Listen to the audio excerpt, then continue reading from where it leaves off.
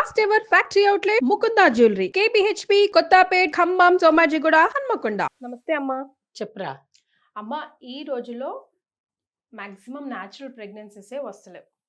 అవునమ్మా. వస్తే ఒక పెళ్ళైన 1-2 మంత్స్కి వస్తుందమ్మా. ఇప్పుడే ఎందుకులే అనుకున్నామా, ఇహ నరక యాతన హాస్పిటల్ చుట్టూ తిరగాల్సి వస్తుంది. అవును. అయితే తీరా వచ్చిన తర్వాత ఎట్లోగా అట్లా ఆ 9 మంత్స్ వరకు కూడా ఒక నరకం. ఇదివరకైతే ప్రెగ్నెన్సీనే ఒక్కొక్క రకంగా ఎంజాయ్ చేసేవాళ్ళం. రకరకాలుగా పెద్దవాళ్ళ దగ్గర ఉండి అండర్ దేర్ యూనో గైడెన్స్. ఇప్పుడు అది లేదు. అసలు ఎన్ని రోజులు ఉంటుందో ఉండదో అన్న టెన్షన్లోనే పాపం ఆడపిల్లలు అలా ఫ్యామిలీస్ గడిపేస్తున్నారు అట్లా టెన్షన్లోనే.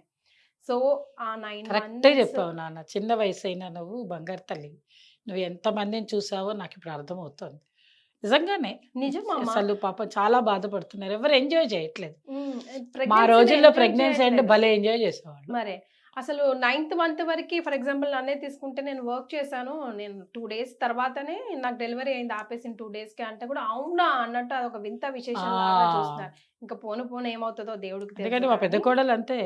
ఇంతలా పొట్టేసుకుని నాకు మేము వద్దనేవాళ్ళం. ఎందుకంటే ఏం కాదు అత్తే చక్కగా వెళ్ళింది. తను మొత్తం పూర్తిగా ఆఫీస్‌కెళ్ళింది. ఆఫీస్ మానేసిన మూడో రోజు డెలివరీ అయింది. వాళ్ళ అమ్మ, వాళ్ళ నాన్న గూడా మీరన్నా చెప్పండి, వదిన గారు మీరు చెప్పండి అనేవాళ్ళు. తను హ్యాపీగా తిరిగింది. సో మేము అస్సలు. ఫిజికల్‌గా, మెంటల్‌గా, ఈవెన్ ఎమోషనల్‌గా అండ్ దెన్ దైవికంగా, స్పిరిచ్యువల్‌గా కూడా స్ట్రాంగ్ ఉండాలంటే ఆ 9 మంత్స్ మేమేం చేయాలి? ఆ నడవడిక ఇంట్లో పెద్దవాళ్ళు ఉన్న వాళ్ళు సూచిస్తారమ్మా. పాపం ఎవరు లేని వాళ్ళకి మన యూట్యూబ్ పెద్దవాళ్ళు వీడియోసే. కూడా ఇప్పుడు నువ్వు చెప్పిన వాటిల్లో పెద్దవాళ్ళు కూడా భయపడుతున్నారు, హ్మ్. బాధపడుతున్నారు. ఈ రోజుల్లో ప్రెగ్నెన్సీ వచ్చిన తర్వాత వాళ్ళకి బెడ్ రెస్ట్ పాపం. హ్మ్. వాళ్ళ ఆహార వ్యవస్థంతా మార్చేస్తున్నారు. రోజుకొకసారి స్కానింగులు, హ్మ్. రోజుకొకసారి ఇంజెక్షన్‌లు, రోజు మందులు, టెన్షను, మొగుడు టెన్షన్, పెళ్ళాం టెన్షను, ఇంట్లో అత్త, మామ టెన్షను. అదే టైంలో తల్లి, తండ్రి వచ్చి కూర్చుంటారు. వాళ్ళ టెన్షన్, వీళ్ళ టెన్షన్. ఎలా ఉంటుందంటే ఇల్లంతా గందరగోళం, గాలి మధ్యంగా ఉంటుంది. కరెక్టే. కానీ పాపం అట్లిట్లా 9 నెలలు కనేసామా అయిపోయింది అన్నట్టుండదు. దాటేసామా అంటే ఆ తర్వాత మళ్ళా అదే చెప్పడం. థైరాయిడ్ అయిన పుట్టిన పిల్లోడికి థైరాయిడ్ అంటున్నారు, డయాబెటిస్ అంటున్నారు, అదే ఆటిస్టిక్ వాళ్ళ గాదు అంటున్నారు. వీళ్ళు కూడా. తల్లులు కూడా. తల్లికి మనశ్శాంతి లేకుండా పిల్లల్ని కంటున్నారు. హ్మ్. నువ్వు చెప్పిన విషయం 100% రైట్ అది. కాదని నేను అంటలే. అంటే తప్పా అమ్మా అనొచ్చు. తప్పని నేను అనను. ఎందుకంటే లోకంలో జరుగుతున్న విషయాలని మనం మాట్లాడుకునేటప్పుడు నిజంగానే న్యాచురల్ ప్రెగ్నెన్సీస్ కొంచెం తగ్గుతున్నాయంటే అది పెద్ద రీజన్స్ ఉన్నాయి. అదో పెద్ద టాపిక్స్ అవి మనకి. అలా జరుగుతున్నాయి కారణాలంటే. ఎందుకంటే మ్యారేజ్ ఏజ్ మారిపోయింది. తినే ఆహార వ్యవస్థ మారింది. అట్మాస్ఫియర్ మన చుట్టూ ఉండే పరిసరాలు మారాయి. ఇవన్నీ మార్పులు చేసుకునేది మనమే. అన్నీ మనమే కొట్టుకుంటున్నాం. మన చేతులారా చేసుకునే పనులే ఇవన్నీ. భగవంతుడు చేసిన పనులు కాదివి. అమ్మ. అలా జరిగి జరిగి ఎప్పుడో చివరికి సూర్యోదయం, చంద్రోదయం, జ్ఞానోదయం అప్పుడు జరుగుతున్నాయి. అప్పుడు పిల్లల్ని కందాం అనుకుంటున్నారు. సరే. కానీ ఆ సమయాన్ని కూడా సక్రమంగా వినియోగం చేసుకుంటే బాగుంటుందా అని నీ క్వెషన్. హ్మ్. కాబట్టి మంచి ప్రశ్న అది. నిజంగానే కొంతమందికి సెవెంత్ మంత్‌లో అయిపోయిన వాళ్ళని కూడా చూస్తున్నామమ్మా మనం. హ్మ్. సెవెంత్ మంత్‌లో డెలివరీలు కంపల్సరీ డెలివరీ అవ్వాల్సొచ్చి, సరే వాళ్ళకి సిజేరియన్‌లు అవ్వడం, లేదా ట్విన్స్‌లు ఉండడం, ఏదో ఇబ్బంది కలగడం ఇలాంటివి కూడా చూస్తున్నాం. కొంతమంది 9 మంత్స్ కరెక్ట్‌గా 9థ్ మంత్ రాంగానే చేసేసుకోవడం కూడా జరుగుతున్నాయి. హ్మ్. సరే అన్నీ ఎలా జరుగుతున్నాయంటే రకరకాలు ఇప్పుడు. చాలా వరకు టెక్నాలజీ అంటున్నారు. కొంచెం కృత్రిమంగా అన్నీ వీటిని దూర్చడం, చేయడం చేస్తున్నారు కాబట్టే ఈ ఇబ్బందులన్నీ కలుగుతున్నాయి. వీటిలో కూడా మనం గుడ్డిలో మెల్ల అంటావే ఇక్కడ చూసుకోవాలా గుడ్డిలో మెల్ల. హ్మ్. ఈ టైంలో కూడా ఎంత నువ్వు డాక్టర్ దగ్గరికెళ్ళొచ్చినా, ఏం చేసినా కాస్త భగవంతుడి యొక్క అనుగ్రహం ఉంటేనే ఇవన్నీ జరుగుతాయి. హ్మ్. అనుకున్నవి అనుకున్న టైంకి. మీరు ఆర్టిఫిషియల్‌గా జరుగుతుందనో, ఐవీఎఫ్ జరుగుతుందో, ఐయూఎఫ్ జరుగుతుందో, ఇంకోటి జరుగుతోందో మీరు అనుకున్నప్పటికీ కూడా, ఇవి కూడా ఫలితం రావాలి అంటే భగవంతుడి అనుగ్రహం ఉండాల్సిందే. లేకపోతే మీకిది జరగదు. అమ్మ. కరెక్టే. ఎప్పుడైనా చూడండి సృష్టి క్రమము అన్నది భగవంతుడి యొక్క భిక్ష. ఆ ప్రసాదమే మనకొచ్చేది. ఆ సమయంలో మనం చేయవలసిన పని ఏంటంటే, భగవంతుడిని ఇష్టదైవాన్ని ప్రార్థన చేసుకోవాలి. సమయం తీసుకోండి. వస్తుంది. చికాకు చాలా ఉంటుంది. ఓపిక ఉండదు. ఇవన్నీ నేను ఒప్పుకుంటా. అదేమి కాదనను. ఆ సమయంలోనే ఎంతో కొంత ఫస్టు ఇంట్లో ఈ రేడియోలు, టీవీలు ఇప్పుడు రేడియో మానేశారనుకుందాం. టీవీ గోల గోల నడుస్తూ ఉంటుంది. లేదంటారా? ఫోన్లు. మన చేతిలో ఒకటుంది గదా! హ్మ్. అది. ఇంకా టీవీ గూడా పోయింది. ఇదే టీవీ. హ్మ్. ఇందులో అక్కర్లేనివన్నీ చూస్తాం. అదొద్దు. కడుపుతో ఉన్న పిల్లలు సాధ్యమైనంత వరకు వీటికి దూరంగా ఉండండి. తప్పేమీ లేదు. మీ పక్కన ఇంకోళ్ళు ఎవరో ఒకళ్ళు ఇంట్లో మీ అమ్మో, మీ అత్తగారో, మీ ఆడబిడ్డో, మీ పని కనీసం కేర్ టేకరో హ్మ్. ఉంటారు. వాళ్ళకి చెప్పండి ఫోన్ చూడండి అని.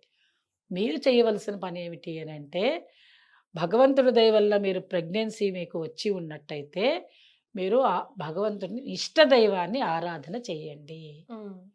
ఇష్టదైవాన్ని ఎప్పుడైతే ఆరాధన చేయడం మొదలుపెడతారో, కూర్చుని మీరు కూర్చోలేరు, పడుకోండి. మీరు బెడ్ రెస్ట్‌లో ఉంటారు గదా! హాయిగా అమ్మ ఫ్రూట్స్ పెడుతుంది, డ్రై ఫ్రూట్స్ పెడుతుంది, తింటూ ఉంటారు గదా! తిన్నప్పుడు గూడా కృష్ణ, రామ అనుకోండి. కృష్ణ అర్పణమస్తు, రామార్పణమస్తు. మీకు ఇష్టమైన దేవుడు ఎవరైతే హనుమంతుడు, లేతే లలితా పరమేశ్వరి, లేదంటే గాయత్రి మాత, దుర్గా మాత మీకు మనకి 100 ఉన్నాయి. హ్మ్. ఏదైనా మనం 333,000 కోట్ల దేవతలు గూడా పెట్టండి. ఏమి ఇబ్బంది లేదు. ఎవరినో ఒకళ్ళని తలుచుకోండి. హ్మ్.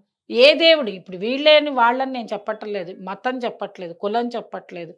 ఎవరైనా సరే లేడీ ఎవరైతే ప్రెగ్నెన్సీతో ఉంటారో వాళ్ళకి చెప్తున్నా. అమ్మా! ఎవరైనా భగవంతుడిని ఆరాధన చేసుకోండి. హ్మ్. ఇష్టదైవాన్ని ఆరాధన చేసి మనసుని ప్రశాంతంగా పెట్టుకోండి. హ్మ్. లోపల ఉండేటువంటి వాడు భగవంతుడు అని మీరు ఆరాధన చేయండి. అల్లా అనుకోండి, యేసుప్రభు అనుకోండి, లేదా మన దేవుడు అనుకోండి. ఏదైనా అనుకోండి. తప్పు లేదు. కానీ మీరు ఈ టైంలో కనుక నెగెటివ్ థింగ్స్ ఆలోచించడం మొదలుపెట్టి, హారర్ మూవీస్, అప్పుడే దయ్యాల సినిమాలు, అప్పుడే భూతాల సినిమాలు, అప్పుడే అన్నీ మర్డర్‌లుండేవి, అవి ఇవి రక్తాలు అవి చూస్తే ఏమవుతుందనంటే, ఇవన్నీ కూడా లోపల పిండం మీద ఎఫెక్ట్ ఒస్తాయి. హ్మ్. అంటే ఎందుకని నీకు నీ మనసు మీద ఎఫెక్ట్ ఒస్తే నీ హార్మోన్స్ చేంజ్ అవుతాయి. హ్మ్. మనిషి చూడండి సంతోషంగా ఉన్నప్పుడు మొహం ఎలా ఉంటుంది, కోపంగా ఉన్నప్పుడు మొహం ఎలా ఉంటుంది. హ్మ్. మన హార్మోన్స్ నిమిషాల మీద చేంజ్ అయిపోతాయి తెలుసా? అమ్మా! ఒక్కసారి మనిషికి 2 నిమిషాల కోపం వచ్చింది అనంటే, లోపల ఉండేటువంటి విధానం అంతా ఒక 15 గంటలు పాడైపోతుంది. అవునంటమ్మా. రక్త ప్రసరణ అంతా గిల గిల గిల 2 కొట్టుకుంటుంది పాపం. మినిట్స్ కోపం 15 అవర్స్ ఎఫెక్ట్ చూపిస్తుంది. తెలుసా? హ్మ్. ఎంతమంది అనుభవిస్తున్నారో మనకి తెలియదు. అందుకే కోపం వచ్చినప్పుడు మనిషి ఏమైపోతాడు అంటే వాడికి తెలియదు. తన కోపమే తన శత్రువు. ఊరికే చెప్పలా. తన కోపమే తన శత్రువు, తన శాంతమే తనకు రక్ష. హ్మ్. దయ చుట్టంబవు. ఒకవేళ నువ్వు దయ కలిగి ఉన్నావు అంటే చుట్టంలాగా వచ్చి హాయిగా సంతోషంగా ఉండు. తన సంతోషమే స్వర్గం తెలుసా? తన దుఃఖమే నరకం అండ్రు. నీకు దుఃఖం ఉందనుకో నిన్ను నువ్వే నరకంతోటి ఉంటావు. కాబట్టి కడుపుతో ఉన్నవాళ్ళు ఇది గుర్తుపెట్టుకోవాలి. కోపం రాకూడదు. రైట్. సంతోషంగా ఉండాలి. ఆనందంగా ఉండాలి. నీకు ఇష్టమైన పదార్థాలు ఎవరికైనా పిల్లలకి పిలిచి పెట్టు. హ్మ్. చక్కగా. అందుకే పూజ కొద్దీ పురుషుడు, దానం కొద్దీ బిడ్డలు. బిడ్డ. దానం చెయ్యి. ఏదో ఒకటి దానం చెయ్యి. నీ ఇష్టం వచ్చింది ఇస్తే ఇయ్యి. హ్మ్. వద్దని అంటలే. ఓ పుస్తకం ఇయ్యి, లేకపోతే ఓ పెన్ ఇయ్యి, ఓ కాయ ఇవ్వు, ఓ పండు ఇవ్వు, ఓ పాలు ఇవ్వు. ఏవి ఇయ్యకపోతే ప్రేమనివ్వు. మరి. ప్రేమని దానం చెయ్యి. భలే. వద్దంటలేదు. హ్మ్. కానీ ఎప్పుడు కూడా అన్‌హ్యాపీగా ఉండొద్దు. హ్మ్. వీళ్ళ మీద, వాళ్ళ మీద. పక్కనున్న వాళ్ళు కూడా అక్కర్లేని విషయాలు చెప్పకండి. మేము చిన్నప్పుడు అమ్మ మేము మా సమయంలో మేము ప్రెగ్నెన్సీ ఉన్న సమయంలో రామాయణం చదివేవాళ్ళు. హ్మ్. విష్ణు సహస్రనామ పారాయణం చేసుకునేవాళ్ళు. ఇది తప్ప ఇంకొకటి లేదు.